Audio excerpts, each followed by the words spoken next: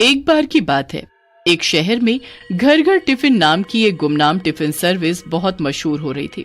इस tiffin service को कौन चला रहा था ये कोई भी नहीं जानता था, पर इस टिफिन सर्विस के बहुत कस्टमर्स थे और सब जानना चाहते थे कि इतना अच्छा खाना भला कौन बना रहा है। जब भी कोई टिफिन ऑर्डर करता, टिफिन उसके घर के बाहर पहुंच जाता था और ऑर्डर करने वाले डिलीवरी मैन को भी कोई नहीं देख पाता था।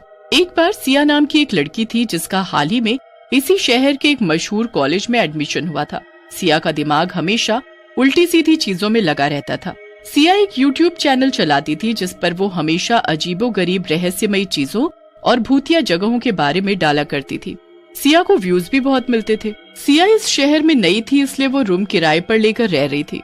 एक दिन वो अपनी फ्रेंड से बात कर रही थी। अरे यार पिंकी, मैं तो ये रोज रोज बाहर कैंटीन का खाना खाकर ना थक गई हूँ।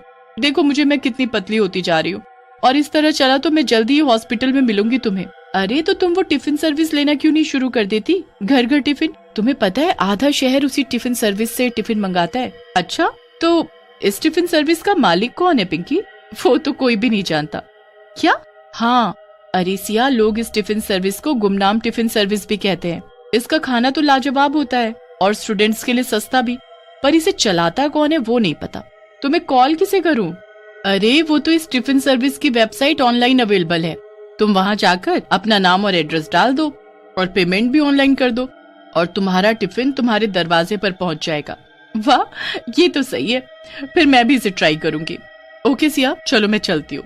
पिंकी के जाने के बाद सिया भी घर निकल जाती है। सिया घर पहुंचते ही उस टिफिन सर्विस की वेबसाइट को खोलती है और अपना नाम और एड्रेस डाल देती है।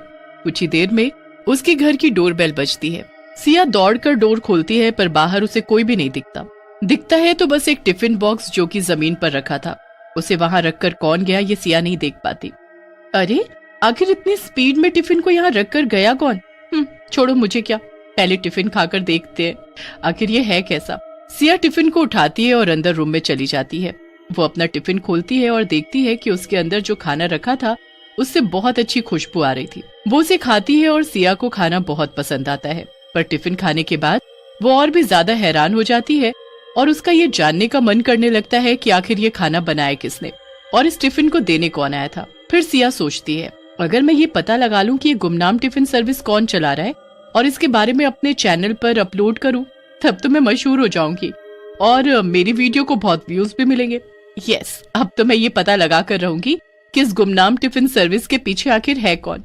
अगले दिन सिया का टिफिन फिर से उसी समय उसके डोर पर पहुंच जाता है, पर इस बार भी सिया ये नहीं देख पाती कि टिफिन देने आया कौन।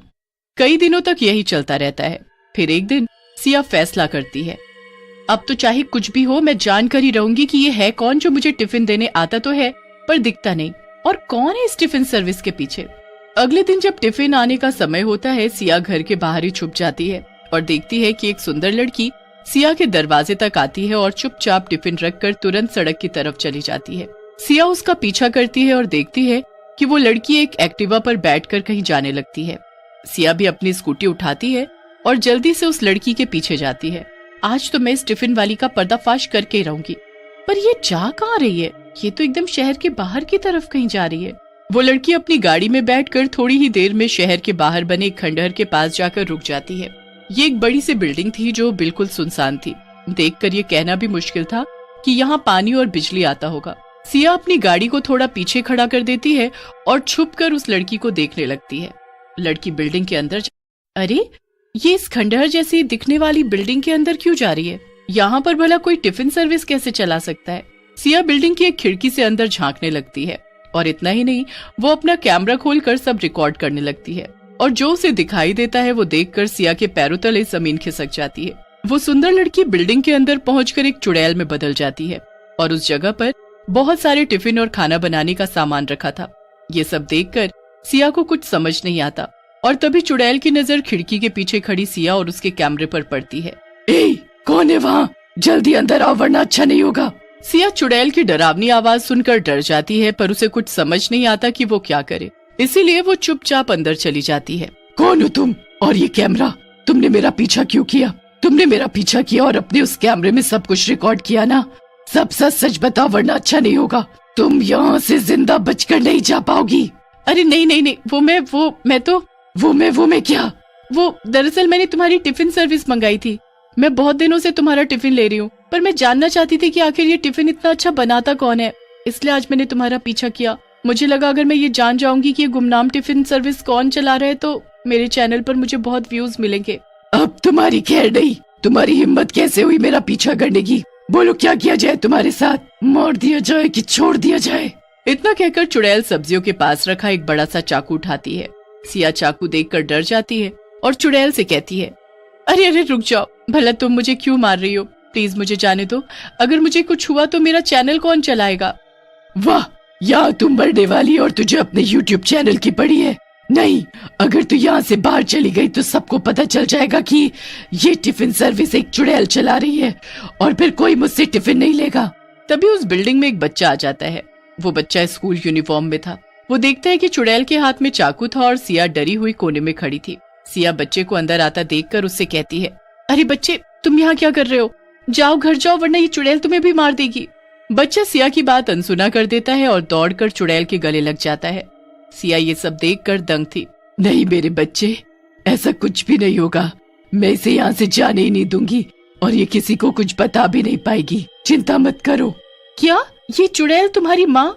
मुझे तो कुछ भी समझ में नहीं आ रहा। हाँ, ये मेरा बेटा है। कुछ सालों पहले मेरी शादी हुई थी, पर मेरा पति मुझे बहुत मारता था। पहले मुझे लगता था कि बच्चा होने के बाद शायद वो मुझे मारना बंद कर दे, पर ऐसा नहीं हुआ। उसने मेरे बच्चे को भी मारना पीटना शुरू कर दिया। वो खुद तो काम करता नहीं था और जब मैं काम करने की बात करती तो वो मुझे भी पीट देता। इसलिए मैंने फैसला लिया कि मैं उसे डिवोर्स दे दूंगी। किसी तरह परिवार वालों की मदद से मैंने उसे डिवोर्स दे दिया और अपनी एक टिफिन सर्विस शुरू की। पर मैं काम कर रही हूँ और खुश हूँ ये जानकर जैसे उसका सुख चैन चला गया। उसने गुस्से में आकर मुझे और मेरे परिवार को मार डाला। मेरा बेटा उस वक्त स्कूल में था इसलिए बच गया और मैं चुड़ैल बन गई। अपने बेटे की चिंता की वजह से मैं इसे अपने साथ इस खंडहर में ले आई। यहाँ मेरा पति मेरे बच्चे को नहीं ढूंढ सकता था और मैं इसे अच्छे से पढ़ाना लिखाना चाहती थी और उसके लिए मुझे पैसे चाहिए थे। इसलिए मैंने ये टिफिन फिर से शुरू किया। अगर सबको पता चल गया कि मैं चुड़ैल हूँ तो कोई मुझसे टिफिन नहीं लेगा और फिर मेरा बच्चा अनपढ़ रह जाएगा और भूख से मर जाएगा। मैं सब समझ गई, तुम चिंता मत करो चुड़ैल। मैं इस सब के बारे में किसी को नहीं बताऊंगी और तुम अपनी टिफिन सर्विस ऐसे चला सकती हो जैसे तुम अब तक चला रही थी। मुझे माफ कर दो, मैं वो वीडियो डिलीट कर दूंगी, प्रॉमिस। ठीक है, तुम जा सकती हो, पर अगर तुमने वो वीडियो कहीं डाली या किसी को इस बारे में बताया तो? नहीं नहीं, मैं ऐसा कुछ नहीं करूंगी और उम्मीद है कि मेरा टिफिन मुझे टाइम से मिल जाएगा। दोनों हंसते हैं और सब ठीक हो जाता है। इसी तरह गुमनाम टिफिन सर्विस हमेशा के लिए गुमनाम ही रहती है।